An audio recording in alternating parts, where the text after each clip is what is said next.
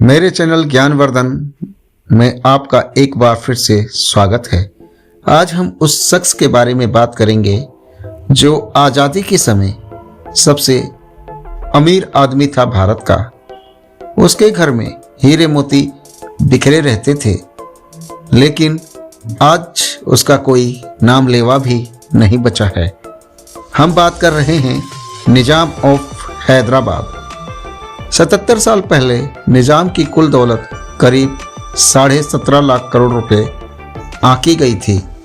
Time magazine ने निज़ाम को front page पर जगह देते हुए उन्हें दुनिया का सबसे रईस शख्स करार दिया था।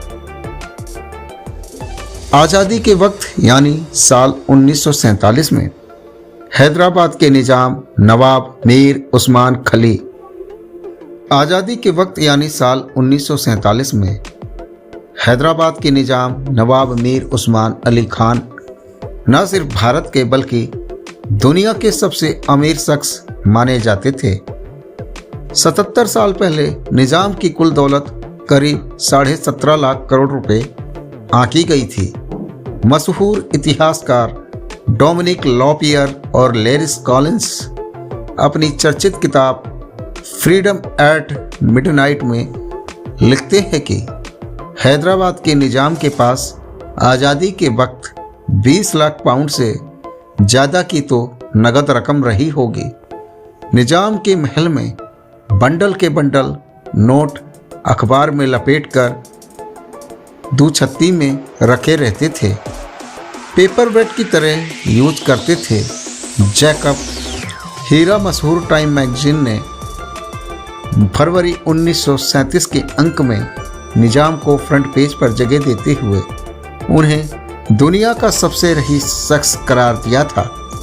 निज़ाम के महल में लाखों रुपए जहां तहां धूल फांकते थे। हर साल कई हजार पाउंड के नोट तो चूहे कुतर जाते थे, जिनका कोई हिसाब ही नहीं। कॉलिंस और लाफियर लिखते हैं कि निज़ाम के महल में उनकी मेज की दराज में मशहूर जैकब हीरा रखा रहता था।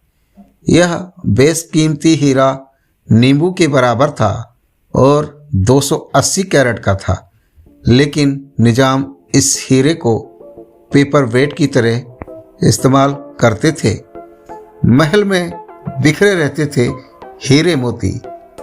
कॉलिंस और लापियर अपनी किताब में लिखते हैं कि निज़ाम के बाग में जहाँ तहाँ झाड़ झंझाड़ के बीच सोने की ईंट से लदे ट्रक खड़े रहते थे। आलम यह था कि महल में हीरे जवाहरात रखने की जगह नहीं बची थी। नीलम पुखराज हीरे मोती फर्श पर कोयले की तरह बिखरे पड़े रहते थे। उस वक्त निज़ाम हैदराबाद के पास इतने मोती थे कि लंदन के पिकेडली सर्कस के सारे फुटपाथ उन मोतियों से ढक जाते थे। कंजूसी के लिए निज़ाम बदनाम थे। निज़ाम हैदराबाद मीर उस्मान अली जितने अमीर थे उतने ही अपनी कंजूसी के लिए बदनाम थे। फ्रीडम एट मिडनाइट के मुताबिक निज़ाम के पास सोने के इतने बर्तन थे कि एक साथ 200 लोगों को उनमें खाना खिला सकें।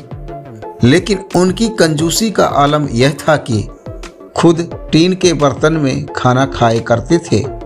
अक्सर एक ही मैला कुचैला सूती पायजामा पहना करते थे और पैर में बहुत घटिया किस्म की जूती होती थी। बुझरी सिगरेट तक नहीं छोड़ते थे निज़ाम की कंजूसी का आलम यह था कि उनसे जो मिलने आता और एस्ट्रे में बुझी सिगरेट छोड़ जाता, निज़ाम बाद में उसे सुलगाकर पीने लगते। इतिहासकारों के मुताबिक उस वक्त परंपरा था कि बड़े बड़े अमीर उमरा और जमींदार अपने राजा को एक असरफी का नजराना पेश करते थे। बाद में राजा उस असरफी को छूकर लौटा दिया करते थे, लेकिन निज़ाम हैदराबाद इससे उलट थे। निज़ाम को कोई नजराने के तौर पर असरफी देता तो उसे झपट कर अपने पास रख लेते। निजाम मीर उस्मान अली खान का बेडरूम किसी झोपड़पट्टी के कमरे जैसा दिखाई देता था। उसमें एक टूटी फूटी सी पलंग पड़ी रहती थी। 3 कुर्सी और गिने चुने फर्नीचर के अलावा कुछ नहीं था। जगह जगह मकड़ी के जाल लगे रहते थे और बदबू आती थी। निजाम के कमरे को उनके सालगिरह के दिन सिर्फ साल में एक बार साफ किया जाता था। निजाम ने अंग्रेजों को दिया था 2.5 करोड़ पाउंड। आज़ादी के वक्त निजाम हैदराबाद मीर उस्मान अली खान हिंदुस्तान के एक इकलौते ऐसे शासक थे जिन्हें ब्रिटिश हुकूमत ने एग्जॉल्टेड हाईनेस का खिताब दिया था।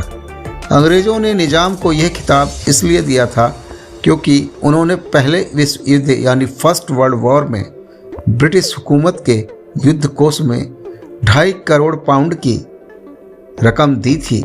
हैदराबाद निजाम मीर उस्मान अली उन दिनों ब्रिटिश हुकूमत के सबसे निष्ठावान मित्र माने जाते थे।